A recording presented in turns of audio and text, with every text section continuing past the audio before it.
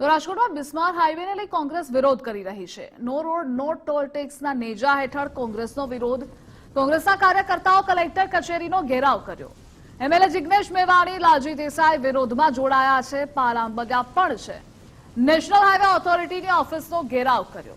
Rajkot Jetpur highway રોડની ધીમી ગતિએ કામ ચાલે છે અને આ ધીમી ગતિએ ચાલતા કામ ટ્રાફિક જામની સમસ્યાથી લોકો પરેશાન થાય છે। હાઈવે પર એમ્બ્યુલન્સમાં જતા દર્દીઓ પણ પરેશાન થઈ ચૂક્યા છે।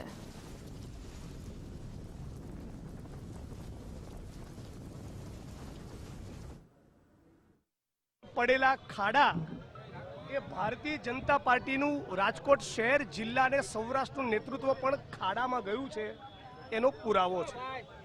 આ રાજકોટના હાર્દ સમાજનો હાઈવે 1200 કરોડ રૂપિયાનો પ્રોજેક્ટ સુશાસન અને ગુડ ગવર્નન્સના એવોર્ડ જીતનારી ગુજરાતની સરકાર અને નેશનલ હાઈવે ઓથોરિટી 150 કરોડનું ટોલ વસૂલ કર્યા બાદ પણ 1.5 વર્ષથી રોડ પૂરું ન કરી શકે।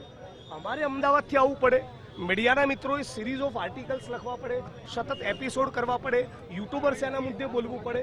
આ ભારતીય જનતા પાર્ટીના નેતૃત્વ માટે બહુ જ મોટી ચિંતા અને શરમનો વિષય હોવો જોઈએ।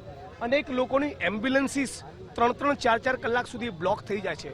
લાખો કરોડો રૂપિયાની કિંમતના પેટ્રોલ ડીઝલના ઈંધણ બળી રહ્યા છે। 1.5 વર્ષથી ધૂળની ડમરી ઉડી રહી છે।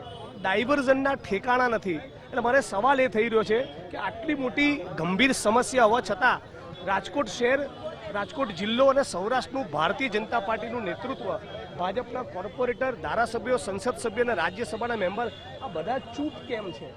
આ મને નથી સમજાઈ રહ્યું। એટલે હું માગણી કરું છું દેશના પ્રધાનમંત્રી રાજકોટ જેતપુર હાઈવે ઉપર આવે।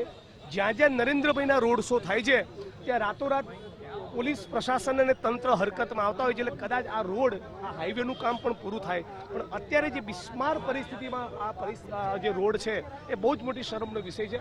અને એટલા માટે હું ગુજરાતના એક નાગરિક તરીકે સમગ્ર રાજકોટવાસીઓને, સૌરાષ્ટ્રવાસીઓને અપીલ કરું છું, આપણું એક જ સૂત્ર, એક જ નારો હોવો જોઈએ, રોડ નહીં તો ટોલ નહીં। 1200 કરોડના પ્રોજેક્ટમાં 10 વર્ષમાં તમે 2000 કરોડ કમાવાના છો। એ ખાલી મેન્ટેનન્સ માટે હોય, આ એના બદલે લૂંટ ચાલી રહી છે। એટલે કલેક્ટરને આજે માગણી કરવાના છીએ કે નેશનલ હાઈવે ઓથોરિટીઝના અધિકારીઓ સાથે આજે તમે તાબડતોબ મંત્રણા કરી રાજકોટ અને સૌરાષ્ટ્રની જનતાને આ ટોર્ચરમાંથી મુક્તિ અપાવો। ખાડાને લીધે 1 થી વધારે લોકોના મૃત્યુ થયા છે। આજે પણ જે મૃત્યુ થયું એમને હું શ્રદ્ધાંજલિ પાઠવું છું। પણ રાજ્યના મુખ્યમંત્રીશ્રીને, ચીફ સેક્રેટરીને અપીલ કરું છું, દ્રશ્યો જોઈ રહ્યા છો, થોડી વારની અંદર જ અહીંથી રેલીની શરૂઆત થશે।